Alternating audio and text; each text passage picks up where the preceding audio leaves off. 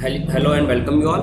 Today we are going to discuss the topic that is mechanical properties of solid. And in mechanical properties of solid, we are dealing with the solid objects, the rigid bodies.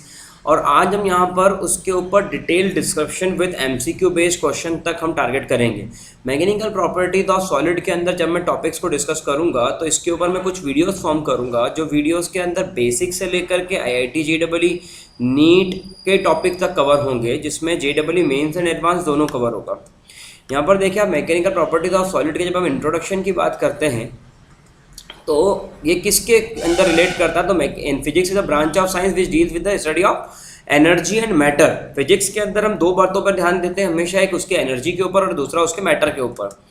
यहाँ पर अगर आप देखें तो energy क्या है, the capacity of doing work is energy. कार्य करने की क्षमता, एबिलिटी ऑफ डूइंग वर्क, ये क्या कहलाती है, ये एनर्जी कहलाती है. और मैटर क्या होता है, यूनिवर्स में आप किसी भी ऑब्जेक्ट को ले लो, कोई छोटा छोटा पार्टिकल भी ले लो, उसके अंदर मास होता है. आप इलेक्ट्रॉन ले लो, आप इलेक्ट्रॉन ले लीजिए, वहाँ पर उसके अंदर ही मास होता है और वो ऑक्यूपाई करता है कुछ स्पेस को. तो उसके अंदर जो मास है और वो जो कुछ भी एक छोटा सा स्पेस भी ऑक्यूपाई कर रहा है तो उसे हम क्या कहते हैं, उसे हम कहते हैं मैटर. तो ये टॉपिक भी यहाँ पर आपने देखा कि which has mass and which can occupy space, उसको हम क्या कहते हैं, उसे हम कहते हैं मैटर. और कैपेसिटी टू वर्क ये क्या कहलाता है, ये कहलाता है यहाँ पर एनर्जी. तो एनर्जी और मैटर दोनों बातें आपको क्लियर है जो हम फिजिक्स में डील करते हैं. इस चैप्टर के अंदर हम डील करने वाले हैं सिर्फ और सिर्फ किसके साथ में, एनर्जी के साथ में, कि एनर्जी क्या होती है, एनर्जी कितने फॉर्म की होती है और किस तरीके से लोड अप्लाई करने पर किस तरीके से एनर्जी के अंदर चेंजेस आते हैं, ये सब यहाँ पर हम बात करेंगे. Let us start topic related to matter. अब यहाँ पर स्टेट ऑफ मैटर, तो यहाँ पर हम जो बात करने जा रहे हैं, यहाँ पर इस चैप्टर के अंदर एनर्जी पे हमने वर्क एनर्जी में बात कर दिया, मैटर की बात करने जा रहे हैं. स्टेट ऑफ मैटर दो कैटेगरी में आता है, पहला है सॉलिड, लिक्विड और गैसेस. यहाँ पर एक प्लाज्मा के बारे में भी बात की जाएगी, लेकिन प्लाज्मा पर इतना डिटेल डिस्क्रिप्शन नहीं है, हम सबसे पहले सॉलिड को उठा रहे हैं. तो सॉलिड, किसी भी ऑब्जेक्ट को आप सॉलिड बॉडी कब कहते हैं, तो अभी आपने जो प्रीवियस चैप्टर में स्टडी की थी वो आपकी स्टडी थी एनर्जी के ऊपर, जो आपने प्रीवियस चैप्टर में स्टडी की है. तो एनर्जी पर आपने स्टडी की थी आपके प्रीवियस चैप्टर में. अब आप स्टडी करने जा रहे हैं इस चैप्टर के अंदर जो नया टॉपिक आपका स्टडी के लिए है, वो टॉपिक है आपका मैटर. तो अब आप जो बात करने जा रहे हैं वो किस टॉपिक पर बात करने जा रहे हैं, वो आप बात करने जा रहे हैं मैटर पर. और मैटर किससे कहते हैं, मैटर उसे कहते हैं जिसके अंदर कुछ मास हो और जो स्पेस ऑक्यूपाई करे. तो इस टॉपिक के ऊपर हम अब बात करने वाले हैं. Solid is the state of matter which constitute atoms और molecule. Solid state of matter में जिसके अंदर क्या क्या होता है, जिसके अंदर एटम्स भी होते हैं और जिसके अंदर मॉलिक्यूल्स भी होते हैं. तो सॉलिड हम उसे कहते हैं जिसके अंदर स्पेस, एटम्स के अंदर एटम्स और मॉलिक्यूल्स होते हैं. फिर उसके आगे हम बात करें स्ट्रांगली पोजिशन. अब अपन बात करते हैं यहाँ पर डायमंड की. डायमंड एक सॉलिड बॉडी है. स्टील की बात करें, मेटल की बात करें, तो मेटल भी एक सॉलिड बॉडीज में आता है. तो इसके अंदर क्या होता है, इसके अंदर एटम स्ट्रांगली बाउंडेड होते हैं एक दूसरे के साथ. तो जब एटम्स स्ट्रांगली बाउंडेड हैं एक दूसरे के साथ में, तो वो हम किसको कहेंगे, उसको हम कहेंगे उसके अंदर solid body. The position of minimum potential energy is a definite shape and volume. Position of minimum potential energy and it has definite shape and volume. ये सॉलिड की कहानी हो गई इसके अंदर. When a force is applied on a body there are two possible, either state of body change. अगर आप किसी बॉडी के ऊपर फोर्स लगाते हैं, लाइक अगर एक बॉडी यहाँ पर रखा हुआ है, यहाँ पर बच्चे का एक कोई खिलौना ही क्यों ना हो, ठीक है, या एक कोई स्टोन ही क्यों ना हो, या कोई एक रोलिंग व्हील क्यों ना हो, और जब आप इस बॉडी के ऊपर अप्लाई करते हैं फोर्स, तो जैसे ही आपने इस बॉडी पर फोर्स अप्लाई किया, ये एफ फोर्स आपने बॉडी पर अप्लाई किया, तो एफ फोर्स अप्लाई होने पर या तो ये बॉडी यहाँ से शिफ्ट होकर, ध्यान से समझना, या तो ये बॉडी यहाँ से शिफ्ट होकर यहाँ पर आ जाएगी, ये इसकी फाइनल पोजीशन हो जाएगी. ठीक है, बहुत ध्यान से समझिएगा, हम बेसिक से लेकर एडवांस तक की पूरी स्टडी करने वाले हैं इस चैनल पर. तो यहाँ पर हमने क्या करा, यहाँ पर स्टोन की ओर फोर्स लगाया, तो वो क्या हुआ, वो रेस्ट से मोशन में आ गया. ये पहली कंडीशन, या आपने फोर्स लगाया इस बॉडी के ऊपर, ये रेस्ट से मोशन में आ गया. ठीक है, ये पहली कंडीशन है. सेकंड कंडीशन देखें, शेप और साइज चेंज. अब शेप और साइज चेंज के अंदर आपके सामने बिल्कुल क्लियर फिगर है कि एक रबर बैंड है और आपने उसके ऊपर फोर्स लगाया, जो कि हम इस चैप्टर में थोड़ा ज़्यादा डिस्कस करने वाले हैं. तो एक रबर बैंड है, आपने उसके ऊपर फोर्स लगाया, तो इनिशियली उसका डायमेंशन ये था, और जब आपने उसके ऊपर फोर्स लगा के उसको स्ट्रेच किया, तो स्ट्रेच करने पर उसका जो डायमेंशन है वो बढ़ गया, और वो डायमेंशन बढ़ के कुछ ऐसा हो गया। तो यहाँ पर जब आप बॉडी के ऊपर फोर्स लगाएंगे तो उसके डायमेंशन में चेंज आएगा। तो ये कौन सी लेंथ है उसकी, ये उसकी फाइनल लेंथ है, और ये कौन सी लेंथ थी उसकी, ये उसकी इनिशियल लेंथ है। अगर मैं इसको L2 बोलूँ तो ये क्या हो जाएगा, L1। ठीक है। अब यहाँ पर समझने की बात क्या है कि आप जब बॉडी पर लोड अप्लाई कर रहे हैं तो बॉडी लोड को रिमूव करने के बाद क्या अपने वापस ओरिजिनल शेप और साइज में आ रही है? अगर आ रही है तो इसका मतलब कि वो इलास्टिक डिफॉर्मेशन है, और अगर वो नहीं आ रही है तो वो प्लास्टिक डिफॉर्मेशन। आई थिंक ये सभी को क्लियर होगा। तो ये वाला जो टॉपिक है इसको हम आगे बढ़ाते हैं। ये देखिए आप, इफ़ अ शेप और साइज चेंजेस, यहाँ पर आप प्रेस कर रहे हैं, शेप और साइज चेंज हो रहा है, यह आ गया इस कॉल्ड डिफॉर्मेशन। इसे आप क्या कहेंगे, डिफॉर्मेशन। तो यहाँ पर जब बॉडी अपने शेप और साइज को चेंज कर रही है तो वो प्रोसेस हुई डिफॉर्मेशन। अगर ये डिफॉर्मेशन जो हम यहाँ पर बात कर रहे हैं, अगर ये डिफॉर्मेशन परमानेंट हो जाए तो वो कौन सा डिफॉर्मेशन हो जाएगा, प्लास्टिक। और अगर ये परमानेंट ना हो तो ये क्या कहलाएगा, it is said to be the elastic deformation. ठीक है। तो यह इलास्टिसिटी, तो यहाँ पर हम इलास्टिक और प्लास्टिक बिहेवियर पे भी बात करने वाले हैं आगे जाके। तो ये डिफॉर्मेशन की बात यहाँ पर आ गई। Corresponding to force is called deforming force. तो जो फोर्स लग रहा है जिसके कारण बॉडी डिफॉर्म हो रही है उसे कहते हैं आप डिफॉर्मिंग फोर्स। ठीक है, यहाँ तक आई थिंक सभी को क्लियर होगा। चलिए, चेंज इन लेंथ, वॉल्यूम और शेप। जब आप बॉडी के ऊपर फोर्स लगाते हैं तो या तो उसके लेंथ में चेंज होगा कि बॉडी की इनिशियल लेंथ जो भी आगे हम डिस्कस करने वाले हैं ये थी, और फाइनल लेंथ बॉडी की बढ़ गई और ये हो गई, या फिर shape change, volume change. Volume change मतलब अगर मैं एक 3 डायमेंशनल फिगर ले लूँ यहाँ पर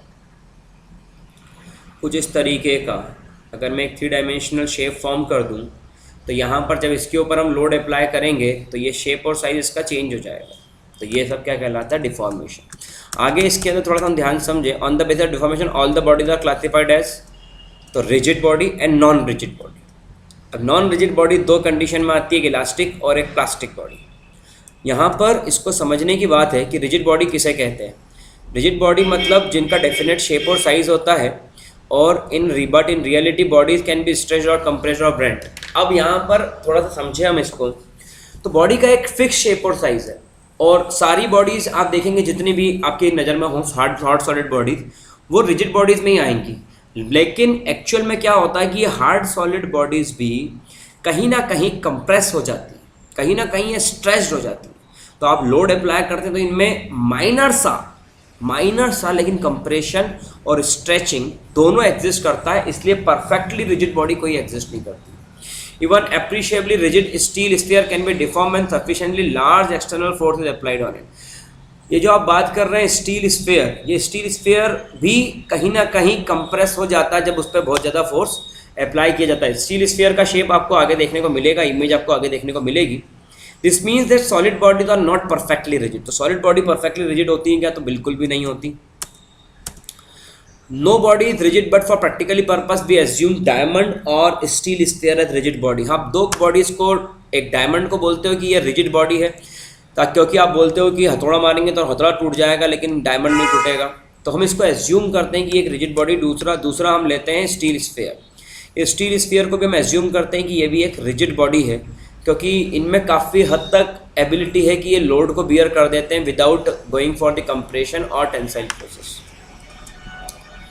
नॉन रिजिड बॉडीज कौन कौन सी है? Non rigid body the body whose shape और size change if a very large force is applied. अब रबर, नॉन रिजिड बॉडी तो आप अपने डेली लाइफ के देखते हुए आ रहे हैं कि रबर बैंड है, रबर बैंड पर आप लोड अप्लाई करेंगे तो रबर बैंड स्ट्रेच हो जाता है।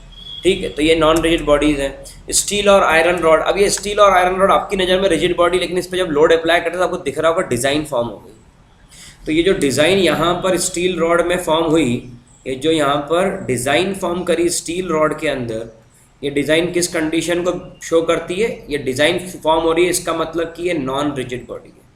अगर रिजिड बॉडी होती तो स्क्रैच भी नहीं लगने देते। ठीक है, तो डिज़ाइन फॉर्म हो रही है, इसका मतलब कि नॉन रिजिड बॉडी है। रबर बैंड में भी स्ट्रेचिंग हो रही है तो ये नॉन रिजिड बॉडी है। आगे इसके अंदर बात करें elasticity.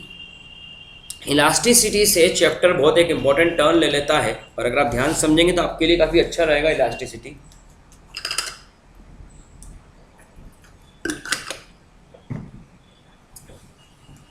The property of a body by virtue of it regain it's original shape and size after removal of load. अब थोड़ा सा ध्यान से समझना, ये मेरी एक बॉडी है, यहाँ पर ये मेरी एक बॉडी है, इस पर मैंने लोड अप्लाई किया। जैसे ही मैंने इसके ऊपर लोड अप्लाई किया तो ये बॉडी स्ट्रेच हुई और स्ट्रेच हो करके इसने इतना बड़ा सर्कल फॉर्म कर लिया। ये कब फॉर्म हुआ? जब मैंने इसके ऊपर लोड्स अप्लाई करे। अब लोड कैसे अप्लाई करे? मैंने इसको हर तरफ से स्ट्रेच किया, फोर्स अप्लाई करा, हर डायरेक्शन में फोर्स अप्लाई करा, हर डायरेक्शन, ऐसी कोई डायरेक्शन नहीं छोड़ी जिसके अंदर लोड अप्लाई ना करा। हर डायरेक्शन में मैंने लोड अप्लाई करा और लोड अप्लाई करने पर क्या हुआ? बॉडी स्ट्रेच हो गई और स्ट्रेच होकर के ये इसकी यहाँ पर ये इसकी फाइनल पोजीशन थी, फाइनल कंडीशन। और ये वाली जो कंडीशन थी वो उसकी कौन सी कंडीशन में आ रहा है? ये इसकी इनिशियल कंडीशन।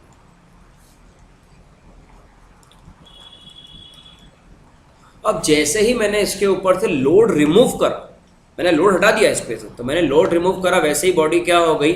अगर वापस से फाइनल से इनिशियल कंडीशन को वो अचीव कर ले, जहां थी वही आ जाए, नो चेंज इन शेप, कोई शेप में चेंज नहीं आया, and no change in size, कोई साइज में चेंज नहीं आया, तब आप क्या बोलेंगे? तब आप बोलेंगे कि ये कौन से फीचर को शो कर रही है? ये शो कर रही है इलास्टिसिटी की प्रॉपर्टी को। क्योंकि इलास्टिसिटी की प्रॉपर्टी क्या होती है? Body regain it's original shape and size, body regain original size shape after removal of force. अब रिमूवल ऑफ लोड भी लिखा रहता है बहुत सारी बुक्स में, वो भी सही है, फोर्स भी सही है, कि कौन सा है? ये डिफॉर्मिंग फोर्स है, ये डिफॉर्मिंग फोर्स है जिसके कारण ये कंडीशन एग्जिस्ट कर रही है। ठीक है, तो ये डिफॉर्मिंग फोर्स के कारण ये कंडीशन एग्जिस्ट कर रही है। ये फोर्स को डिफॉर्मिंग फोर्स कहते हैं, और जो ये प्रॉपर्टी आती है इसमें चेंज आता है शेप के अंदर, वो डिफॉर्मेशन है। और लोड रिमूव करो तो डिफॉर्मेशन खत्म हो जाता है और वापस अपनी ओरिजिनल कंडीशन पे आ जाए, इसे कहते हैं इलास्टिसिटी। ठीक है, and this behaviour is called elastic, this behaviour is called elastic behaviour of body. ये आपका इलास्टिक बिहेवियर है बॉडी का। ठीक है, ये आपको यहाँ दिख रहा है, रबर बैंड स्ट्रेच होता हुआ, this is the elastic behaviour of body. अब आगे बढ़ते हैं प्लास्टिसिटी पर। प्लास्टिसिटी में क्या हुआ? बॉडी ने अपना ओरिजिनल शेप गेन ही नहीं करा। लाइक आपने क्ले मटेरियल लिया और आपने क्ले मटेरियल से कुछ बच्चे खेलते हैं, अपने घर में देखा होगा बच्चों खेलते हुए, तो क्ले मटेरियल से बच्चा खेल रहा था तो उसने क्या करा? कुछ शेप फॉर्म कर दिया, लाइक टेडी बियर बना दिया या फूल बना दिया या कुछ और चीज़ बना दी। अब क्या हुआ कि बच्चे ने खेल लिया, अब वो शेप किस फॉर्म का हो गया? तो वो क्ले का शेप बन गया फ्लावर के फॉर्म का, क्ले का शेप बन गया टेडी बियर के फॉर्म का। अब वो शेप तो फिक्स है, अब आप उस शेप को वापस चाहो कि मैंने लोड रिमूव कर दिया, उसको अपने हाथ से अलग रख दिया, तो वापस उसने ओरिजिनल शेप गेन कर लिया? नहीं करेगा। वो जो ओरिजिनल शेप नहीं करेगा लोड रिमूव करने के बाद, और परमानेंटली उसी शेप में आ जाएगा जिस शेप में वो आपने उसको छोड़ा है, जिस शेप में लोड लगा के आपने उसको रखा है, वो शेप बनेगा, वो कंडीशन बनेगी plasticity. The property of body by virtue of which does not regain, ये काम का वर्ड है, does not regain original shape and size, removal of deforming after removal of deforming force. आपने लोड तो remove कर दिया लेकिन बॉडी ने अपनी ओरिजिनल शेप और साइज गेन नहीं करी, उसको आप क्या कहेंगे? उसे आप कहते हैं प्लास्टिसिटी। इसके एग्जाम्पल क्ले, या घर में आप जो डव फॉर्म करते हैं, आटा गूंथते हैं अपने घर में रोटी बनाने के लिए, या फिर ये वैक्स का फॉर्म है जिसमें मेल्ट होकर के वैक्स नीचे इकट्ठा हो गई, अब ये वापस नहीं जाएगी।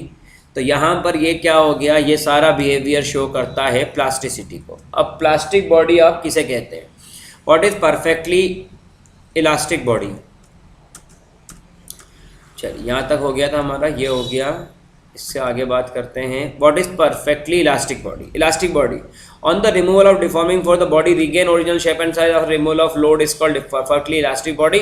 और एग्जांपल है परफेक्टली इलास्टिक बॉडी का क्या, ये ध्यान रखना, एमसीक्यू में पूछा जा सकता है स्कूल बेस्ड एग्जाम में। क्वार्ट्ज फाइबर और फास्फोरस एंड ब्रोंज, ठीक है, फॉस्फोर ब्रोंज, ये आपका जो है क्वार्ट्ज फाइबर और फॉस्फोर ब्रोंज, ये दोनों आपकी कौन सी बॉडी है? ये परफेक्टली इलास्टिक बॉडी है। परफेक्टली प्लास्टिक बॉडी किसे कहेंगे? बॉडी रीगेन नहीं करे अपना original shape and size. Example paraffin wax, wait clay और वॉल पुट्टी। तो यहाँ पर पैराफिन वैक्स अभी आपको दिखाया था, क्ले का भी आपको दिखा चुका हूँ, वॉल पुट्टी भी इसी का एग्जाम्पल है। Practically, there is no material which is either perfectly elastic or perfectly plastic, and the behavior of actual body lies between the two extremes. कोई भी मटेरियल ऐसा नहीं है जो परफेक्टली प्लास्टिक बिहेवियर शो करे, मतलब पूरा ही डिफॉर्म हो गया, ओरिजिनल शेप और साइज गेन ही नहीं कर रहा, कोई मटेरियल ऐसा नहीं है। और कोई मटेरियल ऐसा नहीं है जो परफेक्टली इलास्टिक बिहेवियर को शो कर सके कि आपने रबर बैंड को खींच के छोड़ा तो 0.1 माइक्रोन का भी डिफरेंस नहीं आया, आएगा सही, थोड़ा तो आएगा।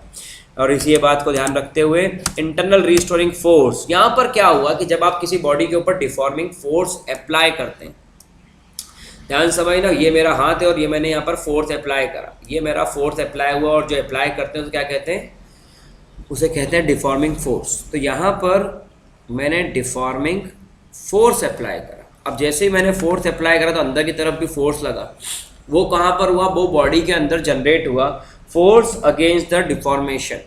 आपकी बॉडी को जब आप एक्सटर्नल फोर्स लगा के डिफॉर्म कर रहे हो तो वहाँ पर फोर्स अगेंस्ट द डिफॉर्मेशन भी अप्लाई होगा, ताकि बॉडी अपने शेप और साइज को चेंज ना करे। बॉडी रेजिस्ट करेगी उसके शेप और साइज को चेंज होने के लिए। To every action there is equal and opposite reaction, तो वो यहाँ पर दिख रही है आपको फिगर में, और इसे कहते हैं इंटरनल रीस्टोरिंग फोर्स।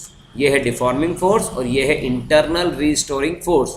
आप चाहें तो पीपीटी को बार बार थोड़ा सा रोक करके भी देख सकते हैं कि क्या हो रहा है, कैसे लिख रहे हैं, क्या चीज़ें, और इसकी नोट्स बनाएंगे तो आपके लिए फ़ायदेमंद रहेगा।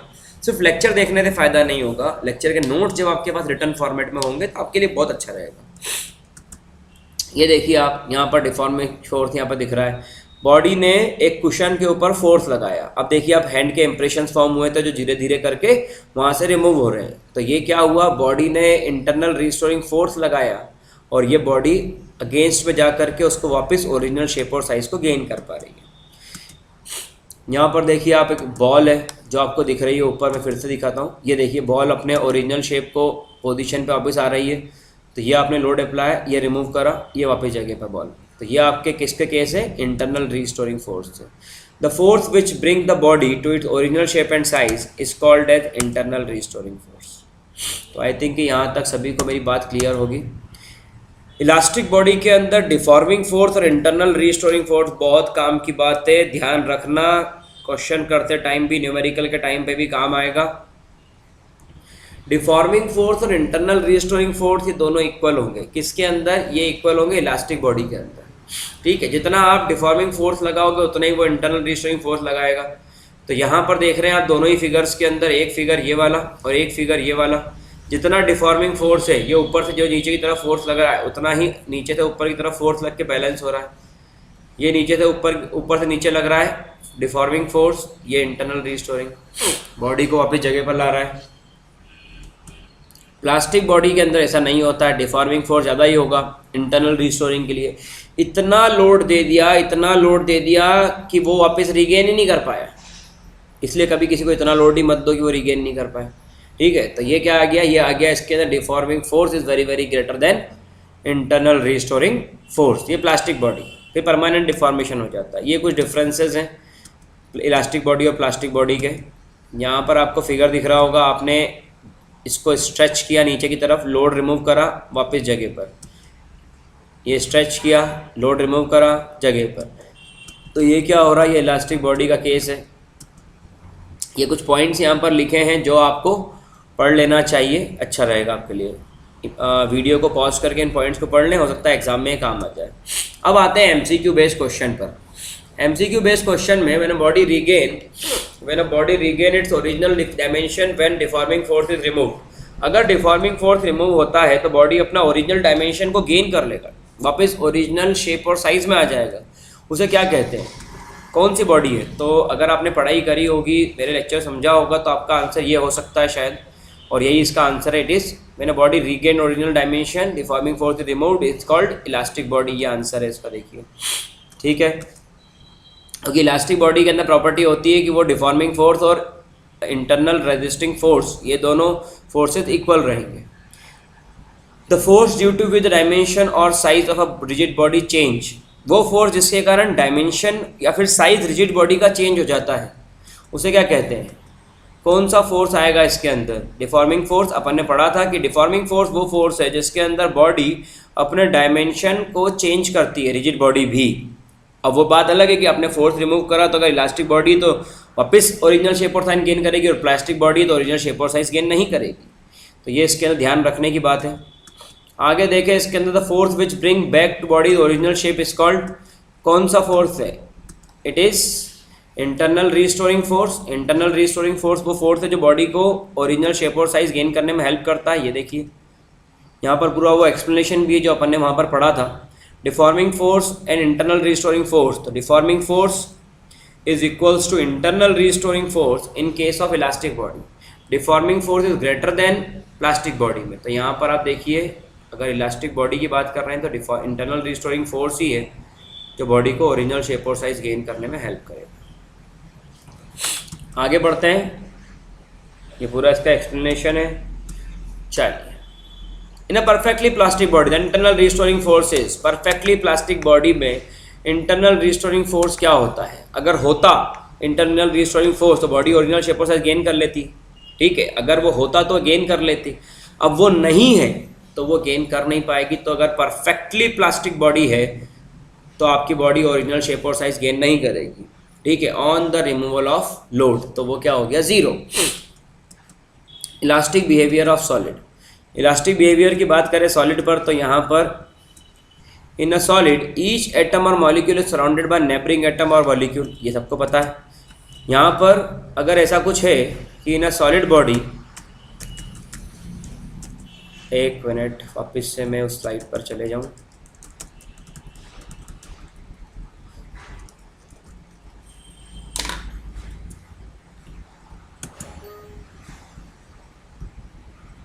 हम कहाँ तक पहुंच गए थे? टाइप ऑफ स्ट्रेस, अभी स्ट्रेस नहीं आया था।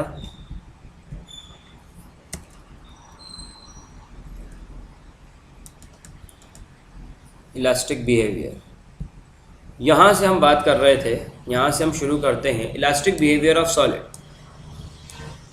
यहाँ पर सॉलिड बॉडी सराउंडेड होती है एटम्स मॉलिक्यूल से, these are bounded together. Solid body के अंदर सभी के साथ बाउंडेड होते हैं। When the solid is deformed atom और molecule are displaced from their equilibrium position. बिल्कुल सही है। इसके लिए एक मैं स्प्रिंग का केस भी शो करूंगा अभी, जिसके अंदर आपको समझ में आएगा कि जब सॉलिड बॉडी में एक एटम को भी अगर आप डिस्टर्ब करोगे तो बाकी सारे एटम उसके फोर्स लगाएंगे उसको अपनी पोजीशन पर लाने के लिए, और सभी के अंदर इंटर एटॉमिक फोर्सेस जनरेट हो जाएगी to bring it to inter equilibrium position. ये देखिए, when a deforming force is removed the interatomic force tend to drive them back to original position that the body regain original shape and size. यहाँ पर ये आपके सामने एक figure है, the restoring mechanism visualise by taking model of spring ball system.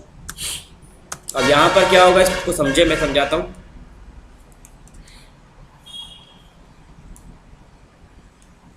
यहाँ पर आप देखें कि ये एक एटम है, ठीक है। बॉल किसको शो कर रहा है? एटम को। और ये स्प्रिंग किसको शो कर रहा है? स्प्रिंग शो कर रहा है इंटर एटॉमिक फोर्स को। तभी का ध्यान यही होना चाहिए।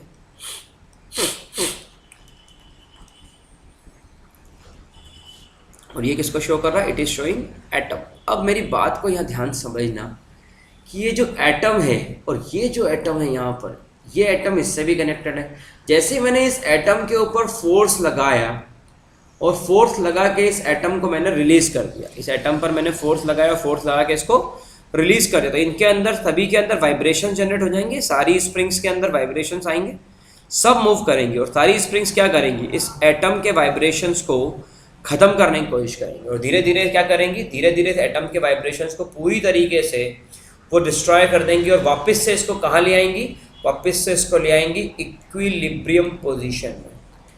इसको कहाँ ले आएंगी? इक्विलिब्रियम पोजीशन पे। बच्चों ध्यान से समझना यहाँ पर कि जब हम किसी भी ऑब्जेक्ट के ऊपर फोर्स लगाते हैं और अगर उस ऑब्जेक्ट का फोर्स रिमूव करेंगे और अगर वो स्प्रिंग बैलेंस से कनेक्टेड है तो सारी स्प्रिंग्स उसके ऊपर रेजिस्टिव फोर्स लगाएंगी। स्प्रिंग हमेशा बॉडी को मीन पोजीशन की तरफ लाने के लिए फोर्स लगाती है, इक्विलिब्रियम की तरफ लाने के लिए फोर्स लगाती है। तो ये जो एटम्स हैं, ये सारे एटम जो स्प्रिंग से कनेक्टेड है, ये सभी एटम्स इस डिस्टर्ब्ड एटम को वापस बैलेंस कंडीशन पर लाने की कोशिश करेंगे। तो ये जो डिस्टर्ब्ड एटम है, ये डिस्टर्ब्ड एटम वापस अपनी बैलेंस कंडीशन पर आने की कोशिश करेगा और इसी के थ्रू यहाँ पर जो सॉलिड ऑब्जेक्ट है वो अगर इलास्टिक बिहेवियर में है, वहाँ पर डिफॉर्मिंग फोर्स और इंटरनल रेजिस्टिव फोर्स ये दोनों इक्वल हैं, तो बॉडी अपने ओरिजिनल शेप और साइज को 100% गेन करेगा। The model of spring ball systems give the behavior of elastic, plastic, both A and B and none of the above। अब ये इलास्टिक बिहेवियर को क्यों शो कर रहा है? क्योंकि जैसे ही आप फोर्स लगाते हैं बॉडी के ऊपर तो body tries to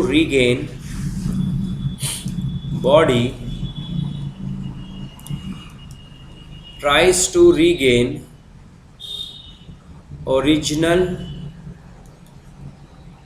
shape and size, क्योंकि यहाँ पर डिफॉर्मिंग फोर्स और इंटरनल रेजिस्टिव फोर्स ये दोनों ही वैल्यूज क्या हैं, तो ये कंडीशन आती है। इसलिए जो स्प्रिंग बॉल सिस्टम है इसका मॉडल एक्सप्लेन करता है इलास्टिक बिहेवियर को सॉलिड के। Which of the following material है the highest elasticity? Rubber, aluminium, थोड़ा सोचिएगा पॉज करके, steel, copper. Rubber, aluminium, steel या कॉपर, सबसे ज़्यादा इलास्टिसिटी किस में है? सबसे ज़्यादा इलास्टिसिटी स्टील के अंदर होती है। सबसे ज़्यादा इलास्टिसिटी किस में? स्टील बॉडी के अंदर सबसे ज़्यादा इलास्टिसिटी है। ठीक है। By virtue of property of elasticity, force of attraction exist between body is in equilibrium, it occupy minimum surface area, it opposes the deforming force. तो ये अब जब भी बॉडी का बात करते हैं कि प्रॉपर्टी इलास्टिसिटी की, तो वो हमेशा अपोज करेगा डिफॉर्मिंग फोर्स। अगर इलास्टिसिटी की बात करें तो अपोज डिफॉर्मिंग फोर्स, और वो कौन अपोज करेगा? It is internal resistive force. और ये किसको अपोज करता है? ये हमेशा अपोज करता है डिफॉर्मिंग फोर्स को। ठीक है, तो यहाँ तक आई थिंक सभी को लेक्चर क्लियर होगा। नेक्स्ट लेक्चर से हम बात करेंगे स्ट्रेस के ऊपर। सेकंड वीडियो जरूर देखें स्ट्रेस का, कैसा लगा वीडियो बताएं, और अगर पसंद आया हो तो सब्सक्राइब करें, शेयर करें, लाइक करें। Thank you so much, take care, bye.